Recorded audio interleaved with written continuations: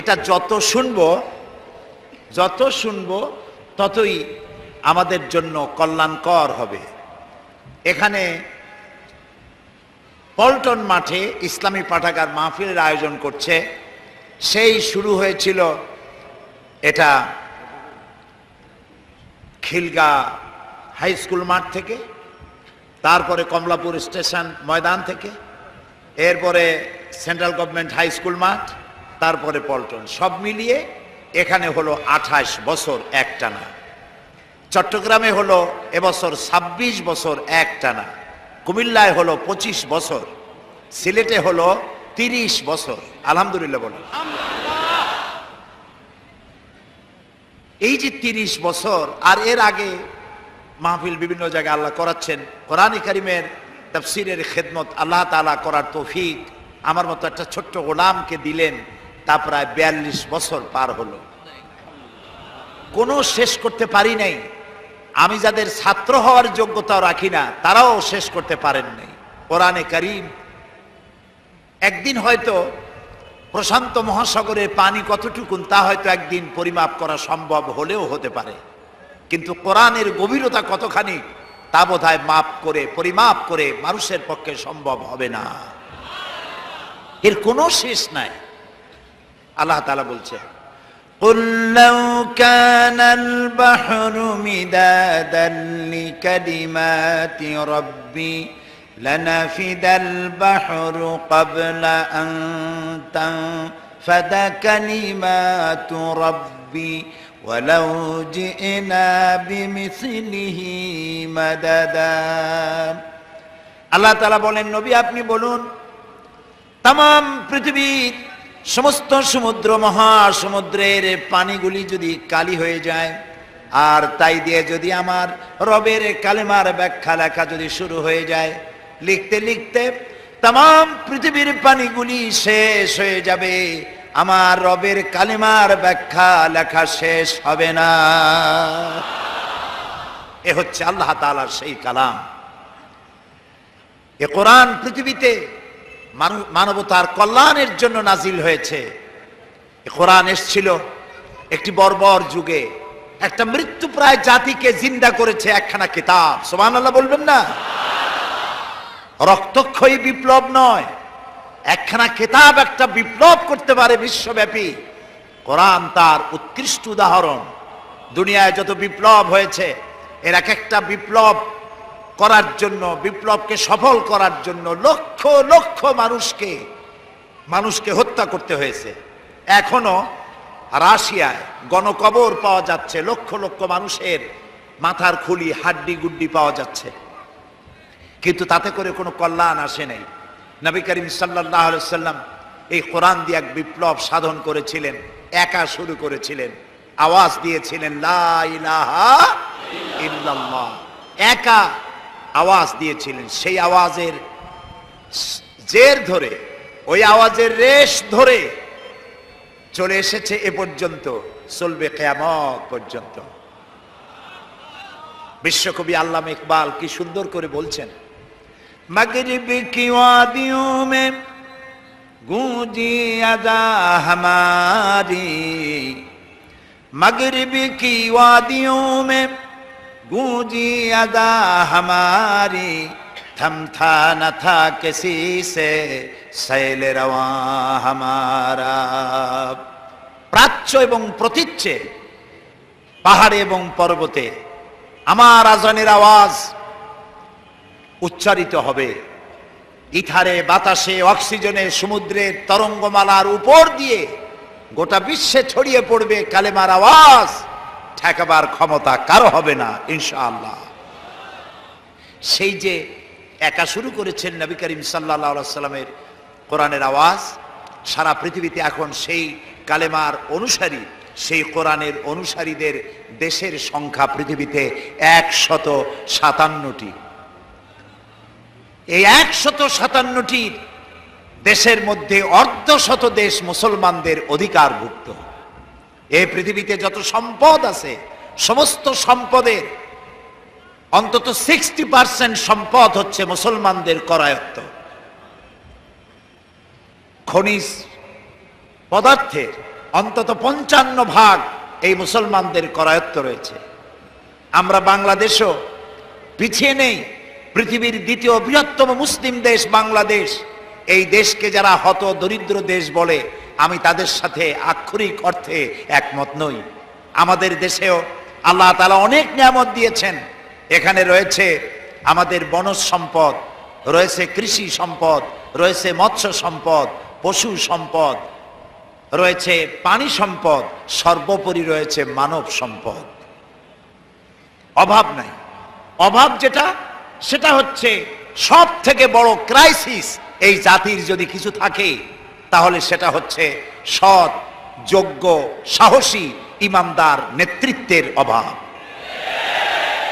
এই অভাবকে পূরণ করার জন্য কোরআনের কোনো বিকল্প নাই। কোরআন এই শূন্যতা পূরণ করতে পারে।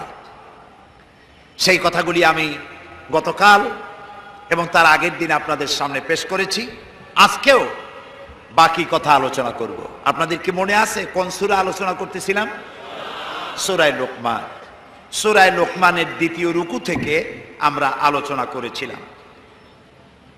15 নম্বর আয়াত পর্যন্ত আমরা আলোচনা করেছি। আজকে শুরু হবে তারপরের থেকে।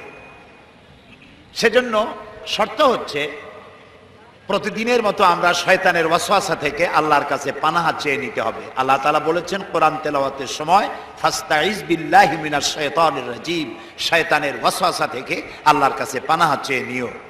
তাহলে আল্লাহ তাআলা আমাদের শোনার জন্য আমাদের মনকে, আমাদের রূহকে, আমাদের আত্মাকে, আমাদের ভেতরে আল্লাহ তাআলা পরিবেশ বিতাড়িত মরদুদ শয়তানের ওয়াসওয়াসা থেকে পানাহ চাই।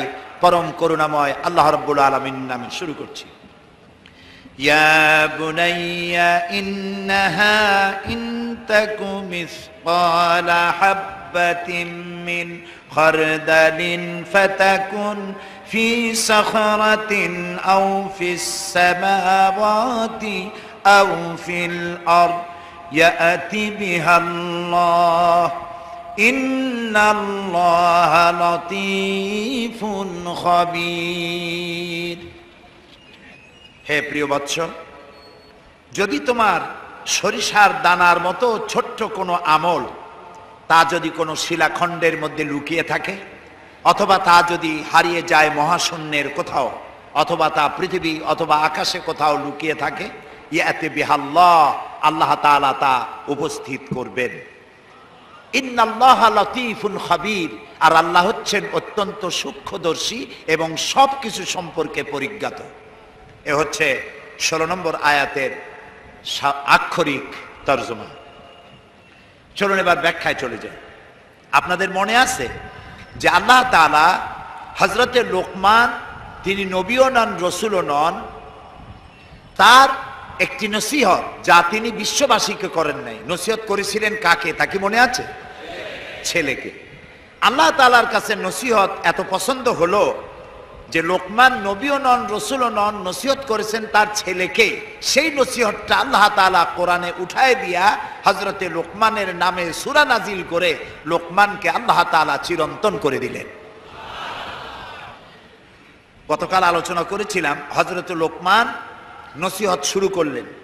নসিহত তিনি ছেলেকে শেষ করতে পারেন নাই, এর মধ্যেই আল্লাহ তার বক্তব্য শুরু করেছিলেন। ব্যাখ্যা কালকে দিয়েছিলাম, মনে আছে আপনাদের? আলহামদুলিল্লাহ। তো আল্লাহ তাআলার কথা বলা 15 নম্বর আয়াতে আল্লাহর কথা বলা শেষ হয়ে গেল। এবার হযরত লোকমান আবার তার ছেলেকে নসিহত শুরু করলেন। তিনি তার ছেলেকে ডাকলেন ইয়া বুনাইয়া, হে প্রিয় বৎস। এখানে হযরতে লোকমানের টার্গেট হচ্ছে তরুণ, যুবক। যুবকরা হচ্ছে হযরত লোকমানের টার্গেট। তরুণ এবং যুবকরাই হচ্ছে একটি জাতির ব্যাকবোন, একটি জাতির মেরুদণ্ড। মেরুদণ্ড যদি বক্র হয়ে যায়, আপনি কি সোজা হয়ে দাঁড়াতে পারবেন? বলেন, পারবেন? জাতিকে যদি মেরুদণ্ড সোজা করে দাঁড়াতে হয়, তাহলে তার ব্যাকবোনকে মজবুত করতে হয়। আর মেরুদণ্ড ব্যাকবোন হচ্ছে যুবশক্তি, তারুণ্য, তরুণরা। তারাই হচ্ছে জাতির ভবিষ্যৎ। এই জাতির ভবিষ্যৎই হচ্ছেন হযরতে লোকমানের টার্গেট। এজন্যই আল্লাহ তাআলা তার এই নসিহতকে সর্বাধিক পছন্দ করেছেন। সুবহানাল্লাহ। বুড়াদের তো হেদায়েত করে লাভ নাই, বুড়ারা তো বুড়া হয়েই গেছে। কথা বুঝতে পেরেছেন? যুবকদের সময় আছে, আমাদের সময় নাই। আমরা একটা প্রান্তে এসে গিয়েছি। আমরা অস্তগামী সূর্যের মতো ক্রমান্বয়ে অস্তাচলে এগিয়ে যাচ্ছি, আর তরুণ আর যুবকরা উদীয়মান সূর্যের মতো দেদীপ্যমান হয়ে সামনের দিকে এগিয়ে যাচ্ছে। সেই যুবকরাই হচ্ছে হযরত লোকমানের টার্গেট। আমিও আজকে লক্ষ্য করছি, শুধু আজকে না, যেখানেই কোরআনের মাহফিল করি আমি একটু চোখ ফেলে তাকাই। আলহামদুলিল্লাহ, চোখের নজর আল্লাহ ভালোই রাখছেন। আলহামদুলিল্লাহ, এ বয়সেও চোখ আল্লাহ ভালো রাখছেন। মৃত্যু পর্যন্ত যেন চোখের দৃষ্টিশক্তি আল্লাহ আমাদের সমানভাবে রাখেন, আমরা বলি আমিন। আমি জরিপ করে দেখি, যারা মাহফিলে কোরআন শুনতে আসেন তাদের মধ্যে বৃদ্ধ যদি 5% হয়, 95% তরুণ আর যুবক দিয়ে মাহফিল ভরে যায়। আর এটাই হচ্ছে আমাদের কে যারা চোখে দেখতে পারে না, আছে না একটা দল, আছে না? নাম নেওয়ার দরকার আছে? আপনারা এমনি বোঝেন। ওদের তাফসীরের মাহফিলে সব থেকে বাধা দেয় কেন? তাদের কলিজায় কষ্টটা কি? তাদের কলিজার কষ্টটা হলো যে এই যে মাহফিলগুলি বুড়ারা যাক, এই যুবকগুলি যায় কেন? দিলের মধ্যে খুব কষ্ট।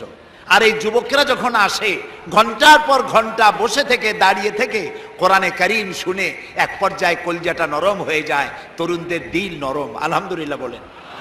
তাদের দিলটা নরম, কোরআনের দিকে আকৃষ্ট হয়। তখন আমাদের বন্ধুরা ভাবে কি সর্বনাশ হলো, এতদিনের বানানো কর্মীগুলি সব ওদের কর্মী হয়ে গেল, আমাদের পুকুরের জিয়ানো মাছগুলি সব ইসলামের পুকুরে চলে গেল।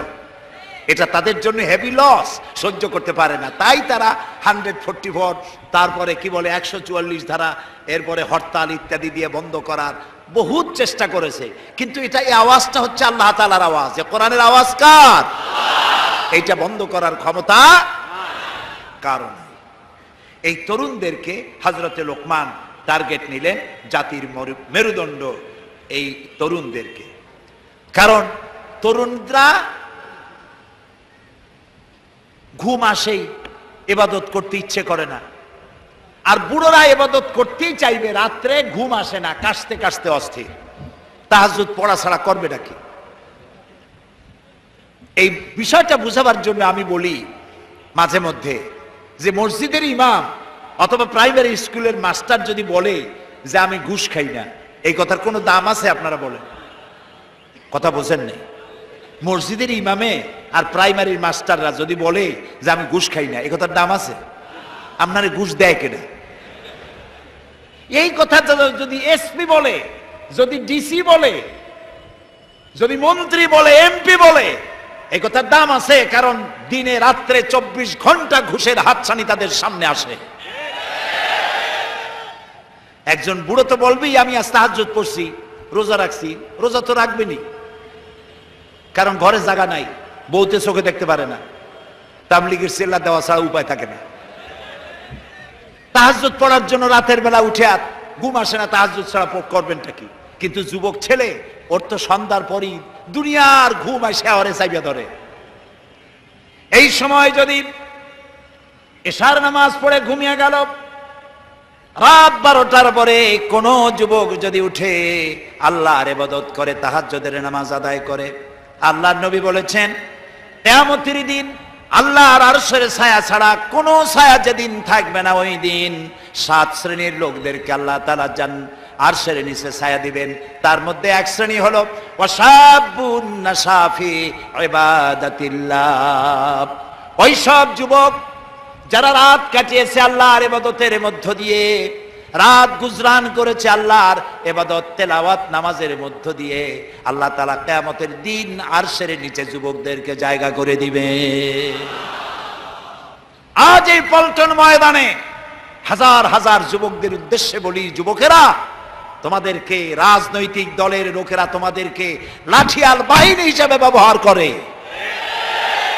তোমাদেরকে নামাজ শিখায় না, চরিত্র শিখায় না, তোমাদের শিখায় অমুক ভাই তমুক ভাই, তারপরে দেওয়ালে দেওয়ালে লেখা, চাঁদাবাজি মাস্তানি শেখানো, শয়তানি বদমাশি করা শিখায়, নামাজের কথা শিখায় না, ঠিক কিনা? চরিত্রের কথা শিখায় না, ঠিক কিনা? কিয়ামতে জান্নাত আছে জাহান্নাম আছে এমন কথা শিখায় না। জনসভায় বক্তৃতা করতেই থাকে, আসর যায় মাগরিব যায়, নামাজের কথা শিখায় না। যুবকেরা, তোমাদের বিবেকের কাছে প্রশ্ন করি, এমন দলও আমাদের দেশে আছে যাদের জনসভায় মিছিলে হাজারো স্লোগান হয়, গলা ফাটিয়া রগ ফুলিয়া স্লোগানের জ্বালায় ঠোঁট পাখির মতো লম্বা হয়ে যায়, কিন্তু নারায়ে তাকবীর আল্লাহু আকবার বলে না। আছে না এমন দল? মুসলিম যুবক, তোমাদের বিবেকের কাছে প্রশ্ন, রাতের বেলায় শুয়ে শুয়ে নিজের বিবেককে প্রশ্ন করো, এত স্লোগান দেই কিন্তু আল্লাহর নামের স্লোগান দিতে পারি না কেন? এ বাংলাদেশ তো ভারতের রাজধানী নয়, এটা পৃথিবীর দ্বিতীয় বৃহত্তম মুসলিম দেশ। এখানে আল্লাহু আকবার দিতে পারি না কেন? তোমাদের নেতার কাছে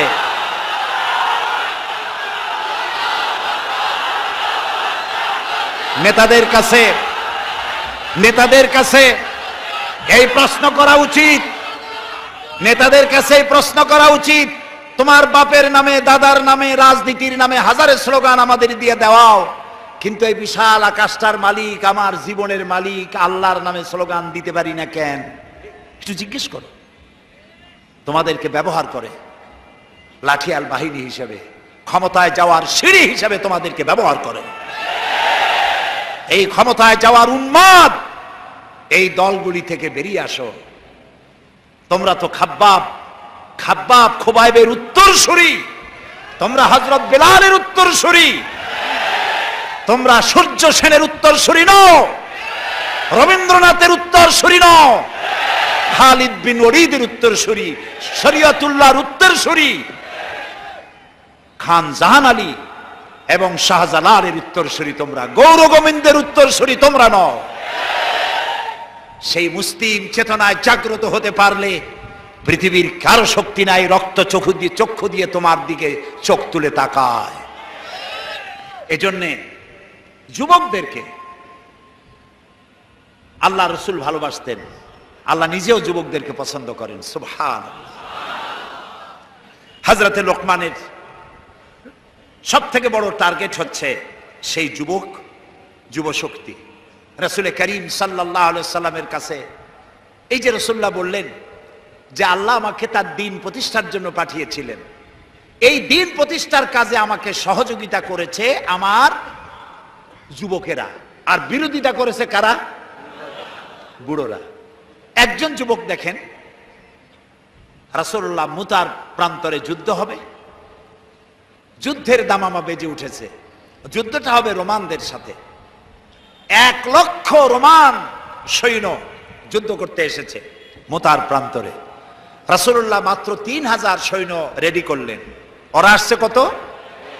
আর রাসূল তৈরি করলেন মাত্র 3000। এবং এই যুদ্ধে রাসূলুল্লাহ নিজে যাবেন না।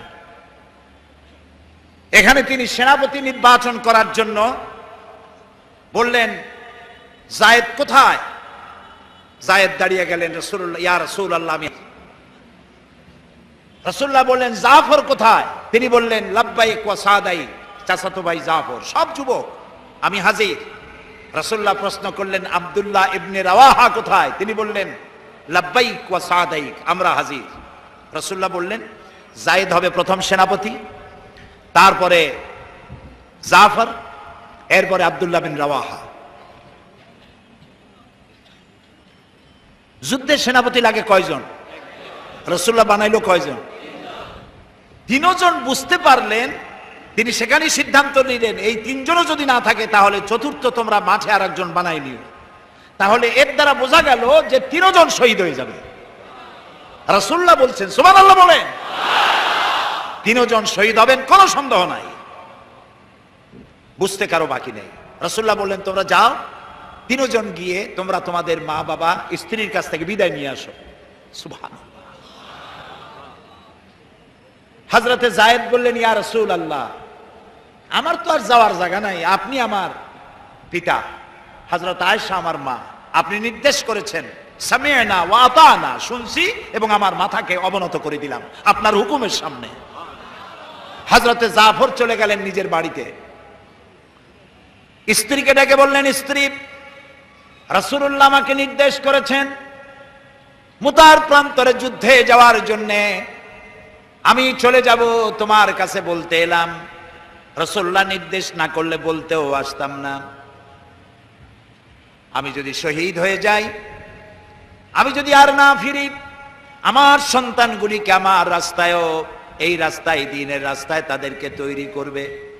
স্ত্রী বলছেন, হে আমার স্বামী, রাসূলুল্লাহ নির্দেশ করেছেন জিহাদের ময়দানে যাওয়ার জন্য, আমি আপনাকে বাধা দেওয়ার হিম্মত রাখি না, তবে আমি আল্লাহর কাছে হাত তুলে বলি। তিনি দোয়া করতে লাগলেন, রব্বুল আলামিন, আমার স্বামী রাসূলুল্লাহর নির্দেশে জিহাদের ময়দানে যেতেছেন, তুমি মেহেরবানি করে আমার স্বামীকে জিহাদের গাজী বানায়া আমার কাছে ফিরাইয়া দিও।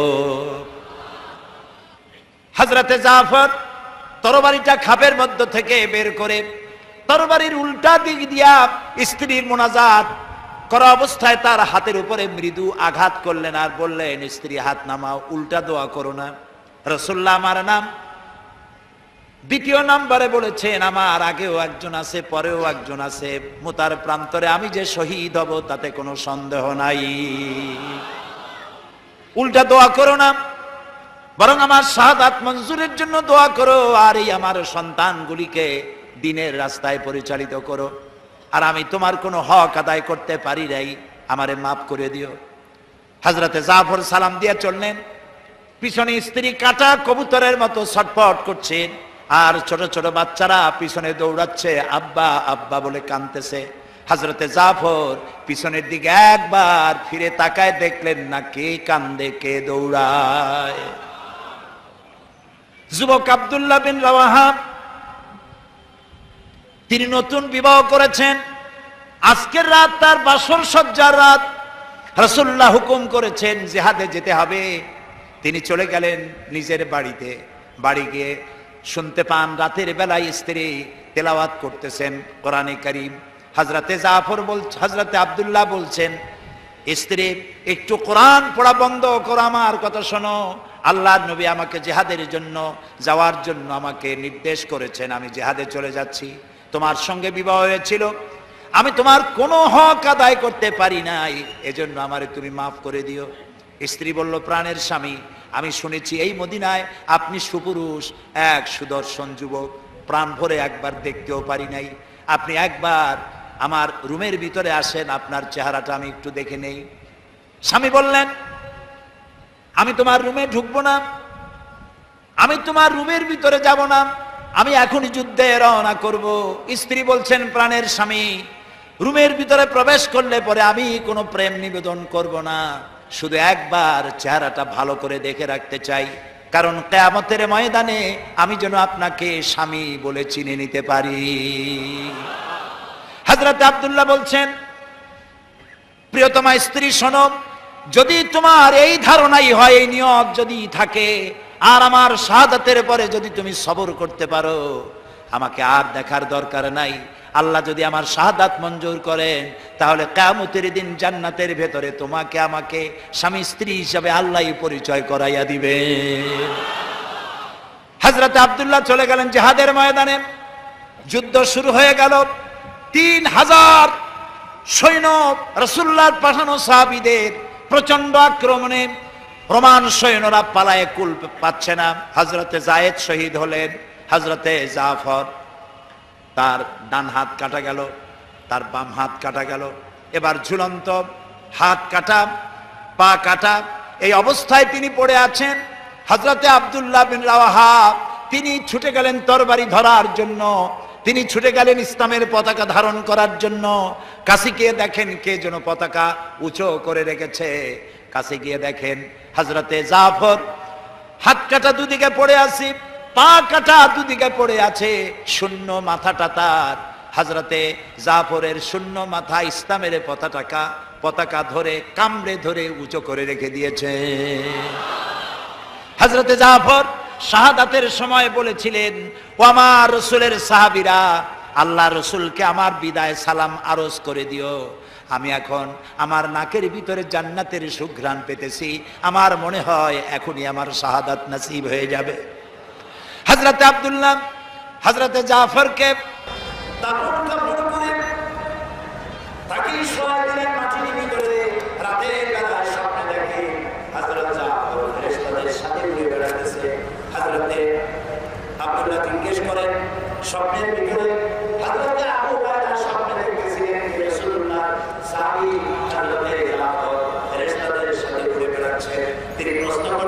ও জাফর, তোমার শাহাদাতের পরে আল্লাহ তোমার সাথে কি ব্যবহার করেছেন? হযরতে জাফর বলেন, আল্লাহ তাআলা আমাকে জান্নাতের নাজ ও নেয়ামত দিয়ে আমাকে জিজ্ঞাসা করেছেন তুমি আর কি চাও? আমি বলেছি রব্বুল আলামিন কিচ্ছু চাই না, জমিনে আর একবার পাঠাও তোমার দ্বীনকে প্রতিষ্ঠার জন্য, তোমার দ্বীনের রাস্তায় আর একবার জীবন দিয়ে আসি। যুবকদের জন্য আল্লাহ তাআলা যুবকদেরকে ভালোবাসেন, আল্লাহর নবী যুবকদেরকে ভালোবাসেন, সেই যুবকদেরকে টার্গেট করেছেন হযরতে লোকমান। তাই আল্লাহ তাআলা লোকমানের নসিহতকে পছন্দ করে কোরআনের মধ্যে জায়গা করে দিয়েছে। এই নসিহত থেকে আমাদেরকেও শিক্ষা নিতে হবে। কোরআনে কারীমে আল্লাহ তাআলা বলছেন, ওয়া আনজির আশিরাতাকাল আকরাবিন, তোমার নিকটবর্তী যারা তাদেরকে তুমি, তোমার সন্তান সন্ততি তাদেরকে সতর্ক করো, জাহান্নামের আগুন থেকে তাদেরকে রক্ষা করো, আল্লাহর দিকে আহ্বান করো।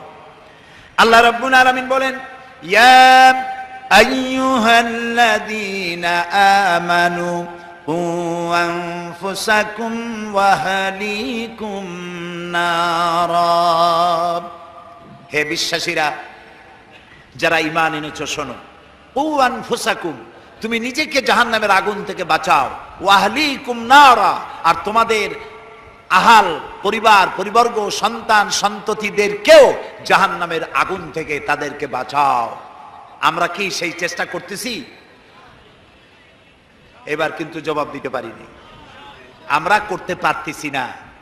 আমাদের চোখের সামনে আমাদের সন্তানগুলি নষ্ট হয়ে যাচ্ছে, চুরি ডাকাতি সন্ত্রাস চাঁদাবাজ মাস্তান হয়ে যাচ্ছে, বেনামাজি হয়ে যাচ্ছে। আমরা খোঁজ খবর রাখতে পারছি না, আমাদের যুবকদেরকে আমরা কন্ট্রোল করতে পারছি না। এই জন্য আল্লাহ তাআলা বলেছেন তোমার সন্তানদেরকে জাহান্নামের আগুন থেকে বাঁচাও। আচ্ছা, আপনার কলিজার টুকরা সন্তান রাস্তা দিয়ে বাপ বেটা দুজনে যাচ্ছেন, আপনি দেখতে পাচ্ছেন ম্যানহোলের ঢাকনা খোলা, ছেলেটা উপরের দিকে তাকায় হাঁটতেছে, নতুন ঢাকায় আসছে, এদিক ওদিক দেখতেছে, ম্যানহোলের কাছে চলে গেল, আপনি দেখতে পাচ্ছেন ছেলেটা ম্যানহোলের মধ্যে পড়ে যাবে। এই দৃশ্য যদি দেখেন আপনি কি করবেন? তাকায় তাকায় দেখবেন। ম্যানহোল না, যদি দেখেন আগুনে পড়তেছে পানিতে পড়তেছে, নিজের জীবন বিপন্ন করে আপনি তাকে বুকের সাথে আঁকড়ে ধরবেন, ঠিক কিনা বলেন? তো আপনার চোখের সামনে আপনার ছেলে নামাজ পড়ে না, আমার ছেলে নামাজ পড়ে না, ধরেন ছেলে নামাজ পড়ছে না, রোজা রাখছে না, চরিত্র নাই, ঈমান নাই, নষ্ট হয়ে যাচ্ছে, অথচ জাহান্নাম থেকে ফিরাবার জন্য আমরা চেষ্টা পাচ্ছি না। আল্লাহ তাআলা আমাদেরকে সতর্ক করে দিচ্ছেন, নিজে জাহান্নামের আগুন থেকে বাঁচো আর সন্তানদেরকে জাহান্নামের আগুন থেকে বাঁচাও। হযরতে লোকমান তিনি তার সন্তানকে ডেকে বলছেন, কত বড় নসিহত লক্ষ্য করেন, সন্তানকে ডেকে বলছেন, ইয়া বুনাইয়া, হে কলিজার টুকরা সন্তান, ইন্নাহা ইনতাকু মিসকালা হাব্বাতিন মিন খারদালিন, তোমার জীবনের কোনো একটি আমল তা যদি সরিষার দানা পরিমাণ হয়। হযরত লোকমান যখন এসেছিলেন তখন পৃথিবীটা বিজ্ঞানের যুগ ছিল না, নবী করিম সাল্লাল্লাহু আলাইহি ওয়াসাল্লাম বিজ্ঞানের যুগে আসেন নাই, কিন্তু তারপরে আর কোন নবী আসবেন না বলে আল্লাহ তাআলা সরিষার দানার কথা ব্যবহার করেন নাই, জাররা শব্দ ব্যবহার করেছেন। জাররা হচ্ছে পরমাণু, অণু, পরমাণু পরিমাণ। ফামাইয়া আমাল মিসকালা জাররাতিন শাররাইয়ারা ওমাইয়ামাল মিসকালা জাররাতিন শাররাই, প্রথমটা খায়রাইয়ারা। তো এখানে আল্লাহ তাআলা জাররা শব্দ ব্যবহার করেছেন, যেহেতু এখন বিজ্ঞানের যুগ, আর আল্লাহ তাআলার কাছে সবটাই, সমস্ত কাল হলো বর্তমান কাল, অতীত ভবিষ্যৎ বলে কোনো কাল নাই। এই জন্য নূহ আলাইহিস সালামের যুগটা ছিল বৈজ্ঞানিক যুগ, ছিল না হযরতে লোকমানের সময়। তাই আল্লাহ তাআলা সে সময় সরিষা পাওয়া যেত, সরিষার কথা বলেছেন। এখন তো অণু পরমাণু দিয়ে যে অ্যাটম বোমা তৈরি করা হয়, বিভিন্ন মারণাস্ত্র তৈরি হয়, সামান্য অণু সেটাকে ভেঙ্গে চুরে আরো পরমাণু, আরো ছোট্ট ক্ষুদ্রাতি ক্ষুদ্র জিনিস দিয়ে ধ্বংস করে দেওয়া যায় এলাকা থেকে এলাকা। সেই জন্য আল্লাহ তাআলা জাররা শব্দ ব্যবহার করেছেন, এখানে সরিষার দানার কথা ব্যবহার করছেন। আল্লাহ তাআলা বলেন, হযরত লোকমান বলছেন, আমার প্রিয় সন্তান, যদি তোমার কোন সরিষা পরিমাণ আমলও যদি পাথরের ভিতরে কোথাও লুকিয়ে থাকে, মহাশূন্যে যদি হারিয়ে যায়, মরুভূমির ভিতরে যদি হারিয়ে যায়, আকাশ এবং পৃথিবীতে কোথাও যদি তা লুকিয়ে থাকে, অবশ্যই আল্লাহ রাব্বুল আলামিন কিয়ামতের দিন তা উপস্থিত করবেন। কত বড় কথা! সরিষার দানা পরিমাণ আমল যদি আল্লাহ কিয়ামতে উঠান, জেনা, ব্যভিচার, মদ, জুয়া, এই সমস্ত বড় বড় পাপ আল্লাহ দেখাইতে পারবেন না? সন্তানকে কিভাবে নসিহত করতে হয়, সন্তানকে গুলশানে 4টা বাড়ি দেওয়া, বাড়ি রেখে যাওয়া, ব্যাংকে হাজার হাজার কোটি টাকা ব্যাংক ব্যালেন্স রেখে যাওয়া সন্তানের জন্য কল্যাণকর নয়। রাসূলুল্লাহ বলেছেন, মাতা পিতার পক্ষ থেকে সন্তানকে ইলম শিক্ষা দেওয়া, আদব শিক্ষা দেওয়ার চাইতে উত্তম উপহার মা বাপের পক্ষ থেকে সন্তানের জন্য দেওয়ার আর কিছুই নাই। হযরতে আলী রাদিয়াল্লাহু তাআলা আনহু বলছেন, লাইসাল ইয়াতীমুল্লাযী ক্বাদ মাতা ওয়ালিদুহু বালিল ইয়াতীমু ইয়াতীমুল ইলমি ওয়াল আদাবি। যার বাপ মা মারা গেছে, যার পিতা মারা গেল, সেই প্রকৃত এতিম নয়। প্রকৃত এতিম হচ্ছে যার কাছে কোরআন হাদিসের জ্ঞান নাই আর আদব নাই। যে সন্তানকে যদি পিতা মাতা আদব শিখাতে না পারে, ইলম দিতে না পারে, তাহলে পিতা বেঁচে থাকতেই সেই সন্তান সে এতিম বানায় গেল, সে কিছুই শিখল না। এই জন্যে হযরতে লোকমান তার সন্তানকে শিখালেন, দেখো সরিষা পরিমাণ আমলও যদি করো তাও পলায় থাকতে পারবে না। সুতরাং তুমি তোমার আমল সম্পর্কে সতর্ক হও। আল্লাহ তোমার সমস্ত আমলগুলি দেখতে পাচ্ছেন। আল্লাহ দেখতে পাচ্ছেন না সব? আল্লাহ রাব্বুল আলামিন বলেন, ওয়ায়ালামু মা ফিল বাররি ওয়াল বাহরি ওয়া মা তাসকুতু মিন ওয়ারাকাতিন ইল্লা ইয়ালামুহা। এই পৃথিবীতে যদি কোনো একটি সমুদ্রের মধ্যে কি হয়, স্থলভাবে কি হয়, আল্লাহ রাব্বুল আলামিন বলেন আমি জানি। শুধু তাই নয়, পৃথিবীর কোনো একটি গাছের পাতা যদি পড়ে যায়, তাহলে কোন দেশের কোন গাছের কোন পাতাটি পড়েছে আমি আল্লাহ রাব্বুল আলামিনের দরবারে তার খবর হয়ে যায়। এই কথা যদি পিতা মাতা সন্তানদেরকে কাছে নিয়ে যদি বলে, বাবা জেনা, ব্যভিচার, মদ, জুয়া, শয়তানি, চাঁদাবাজি, মাস্তানি এগুলি করবা না, এগুলি একদিন মরা লাগবে, আল্লাহর কাছে হিসাব দিতে হবে। মা বাবা যদি বলতো এরকম, সন্তানগুলি ভালো হইতো। ঠিক কিনা কোন? জোরে বলেন ঠিক কিনা? প্রিয় ভাই সব, কোরআনে কারীমের অসংখ্য আয়াতের মধ্য থেকে একটি আয়াত যদি আমরা মনে প্রাণে বিশ্বাস করতে পারতাম, আমল করতে পারতাম, আমাদের চরিত্র ভালো হয়ে যেত। আল্লাহ রাব্বুল আলামিন বলেন, মা ইয়াকুনু মিন নাজওয়া সালাসাতিন ইল্লা হুয়া রাবিউহুম ওয়ালা খামসাতিন ইল্লা হুয়া সাদিসুহুম। আল্লাহ তাআলা বলেন, শোনো, যেখানে তোমরা তিনজনে মিলে পরামর্শ করো, তিনজনে মিলে যেখানে পরামর্শ করো, মনে করো ওখানে তোমরা তিনজন নও, চতুর্থ আর এক সত্তা সেখানে আছে, নাম কি তার? বলেন, ওয়ালা খামসাতিন ইল্লা হুয়া সাদিসুহুম। যেখানে পাঁচজন তোমরা পরামর্শ করো, সেখানে ষষ্ঠ আর এক সত্তা আছে, তার নাম কি?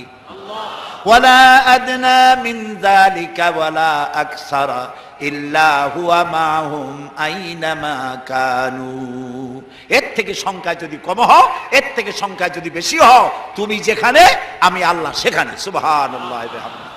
প্রিয় ভাই সব, এই যত বোমাবাজি হয়, গ্রেনেড বাজি হয়, কোনো না কোনো জায়গায় পরামর্শ হয় না? হয় না? পরামর্শ হয়। শেখ বেলাল উদ্দিন খুলনার দৈনিক সংগ্রামের প্রতিনিধি ছিলেন। আজকের পত্রিকা দেখতে পেলাম তাকে হত্যা করার জন্য পরামর্শ হয়েছিল এবং সেখানে খুনিকে 1.5 লক্ষ টাকা পুরস্কার দিয়ে 20,000 টাকা অগ্রিম করা হয়েছিল। এরকম একজন ভালো সাংবাদিককে হত্যা করার জন্য পরামর্শ করা হলো। বেলালের নাম যখন মনে আসলো, দোয়া করি আল্লাহ তাআলা বেলালকে, হযরতে বেলাল রাদিয়াল্লাহু তাআলা আনহুর সঙ্গী করে জান্নাতের মধ্যে জায়গা করে দিও। যেখানে বসে এই পরামর্শটা করা হলো, কিবরিয়া একজন অর্থনীতিবিদ, দেশের একজন গুণী ব্যক্তি, তাকে হত্যা করার জন্য যেখানে পরামর্শ হয়েছিল, 21শে অগস্ট গ্রেনেড হামলা করার জন্য যেখানে পরামর্শ করা হয়েছিল, সেখানে 3 জন হোক 5 জন হোক যারাই পরামর্শ করেছিল তাদের যদি জানা থাকতো যে আল্লাহ রাব্বুল আলামিন এই অনুষ্ঠানে তিনি দেখতে পাচ্ছেন এবং শুনতে পাচ্ছেন, তাহলে এত বড় মারাত্মক পশুর কাজ তারা করতে পারত না। হযরতে লোকমান তিনি তার সন্তানকে একেবারে বাচ্চা অবস্থায় বুঝায় দিলেন, হে আমার ছেলে কলিজার টুকরা, ছোট্ট একটি সরিষার দানা পরিমাণ আমলও যদি করো ওইটা গোপন থাকবে না, আল্লাহ তাআলা উঠায় নেবেন, সুবহানাল্লাহ, তুমি দেখতে পাবে সে আমল। প্রিয় 3 নম্বর নসিহতের শেষ অংশ হচ্ছে, হে প্রিয় বৎস, ভালো কাজের আদেশ করবা আর অন্যায় কাজের বিরোধিতা করবা। ভালো কাজের আদেশ আমরা এখন ভুলে গেছি, করি না।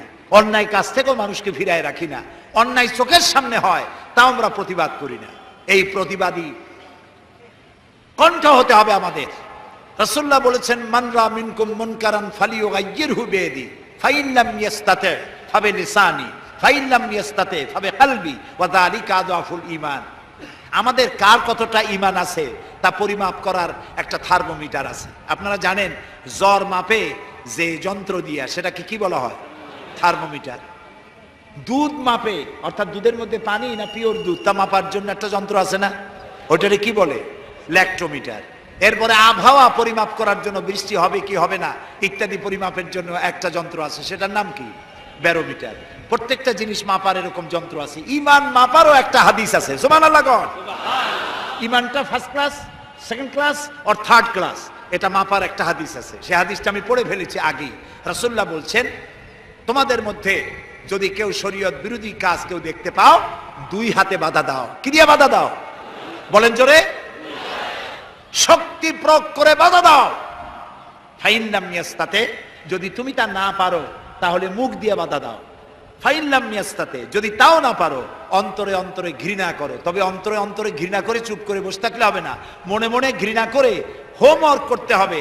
মনের মধ্যে এই চিন্তা রাখতে হবে যে এই অন্যায় কাজকে নির্মূল করার জন্য কি করা যায়, সে সম্পর্কে পরিকল্পনা নিতে হবে। আর এটা হলো ওয়া যালিকা আযফুল ঈমান, আর এটা হলো ঈমানের একদম থার্ড ক্লাস, তৃতীয় পর্যায়। এরপরে ঈমানের আর কোনো অংশ নাই। হযরত লোকমান বলছেন, ওয়াসবির আলা মা আসাবাক, এরপরে তুমি সবর ইখতিয়ার করবে। সবর, ধৈর্য। ভালো কাজের আদেশ, অন্যায় কাজের নিষেধ, এর মধ্যে সবরের কথা আসলো কেন? সবরের কথা আসলো এই জন্য যে আপনি যখনই মানুষের ভালো কথা বলবেন তখনই আপনারে মানুষে গালি দেবে, মন্দ কথা বলবে। ইসলামের দাওয়াত দিবেন, বলবে যে মৌলবাদী, ঠিক কিনা? এখন তো কিছু দল আছে আমাদের দেশে, মৌলবাদ আর সাম্প্রদায়িক ছাড়া আর কিছু চোখেই দেখে না, খালি কয় মৌলবাদ মৌলবাদ মৌলবাদ মৌলবাদ। সাম্প্রদায়িক কি? সাম্প্রদায়িক হয়েছে? মৌলবাদ কি হয়েছে? ইসলাম পালন করলে, নামাজ রোজা করলে যদি মৌলবাদ হয়, তাহলে যারা গালি দেয় ওরা যদি নামাজ পড়ে তো ওরাও তো মৌলবাদী। সাম্প্রদায়িক কি হয়েছে? কেন সাম্প্রদায়িক করেন? বাংলাদেশে কি সাম্প্রদায়িকতা বলতে কিছু আছে? এই দেশেও যদি বলে সাম্প্রদায়িক সম্প্রীতি নাই, তাহলে সাম্প্রদায়িক সম্প্রীতি আছে কোন দেশে? ওই দেশের নামটা আমরা শুনতে চাই। বাংলাদেশ পৃথিবীর অন্যতম শ্রেষ্ঠ সাম্প্রদায়িক সম্প্রীতির একটি উজ্জ্বল দৃষ্টান্ত বহন করে চলছে এই বাংলাদেশ। আমরা 1947 সনে একবার স্বাধীন হয়েছি, আবার 71 সনে পূর্ণাঙ্গ স্বাধীনতা লাভ করেছি, ঠিক না ভাই? ওই একই 47-এ ভারতও স্বাধীন হয়েছে, আমরাও স্বাধীন হয়েছি। আমাদের দেশে 47 থেকে নিয়ে এই পর্যন্ত সাম্প্রদায়িক দাঙ্গা, কমিউনাল রায়ট, ধর্মীয় মারামারি, হিন্দু মুসলমানে সাম্প্রদায়িক মারামারি, খুনাখুনি হয়েছে বলেন? হয়ে থাকলে কোথায় হয়েছে বলেন? হয়েছে কোথাও? হয় নাই। আর যে ভারত আমাদের প্রতিবেশী, 1947 থেকে এই পর্যন্ত সাম্প্রদায়িক দাঙ্গা হয়েছে সে দেশে 20,000 বারেরও বেশি। সেটা নিয়ে কোনো মাথা ব্যথা নেই, সমস্ত মাথা ব্যথা আমাদের দেশ নিয়ে। এইখানে খালি কয় সাম্প্রদায়িক। নামাজ যদি পড়ে, লোকেরা নামাজ পড়ে, রোজা রাখে, ইসলামের কথা বলে, সাম্প্রদায়িক মৌলবাদ এইসব কথা বলিয়া মানুষকে আর ধোকায় ফেলা যাবে না ইনশাআল্লাহ। এখন মানুষ অনেক জাগ্রত। এই যে সন্ত্রাস, আলহামদুলিল্লাহ বহুত কমে গেছে। র্যাবের নাম শুনলে তো লুজ মোশন শুরু হয়ে যায় এখন, ঠিক না? এখন এই র্যাব শুনে, র্যাবের নাম শুনে গোটা জাতি র্যাবের সুন্দর অ্যাকশনে এবং তাদের উপস্থিতিতে গোটা জাতি বলতেছে আলহামদুলিল্লাহ।